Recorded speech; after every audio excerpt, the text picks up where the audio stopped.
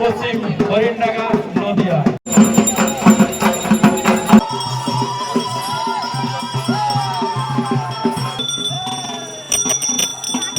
হরে কৃষ্ণ, কৃষ্ণময় শুভ সকাল। সকলে কেমন আছো? আশা করি সকলে খুব ভালো আছো, আর আমিও কিন্তু বেশ ভালো আছি। সকালবেলায় স্নান সেরে তৈরি হয়ে বেরিয়ে পড়েছিলাম আমি চড়ক মেলা যাবার উদ্দেশ্যে।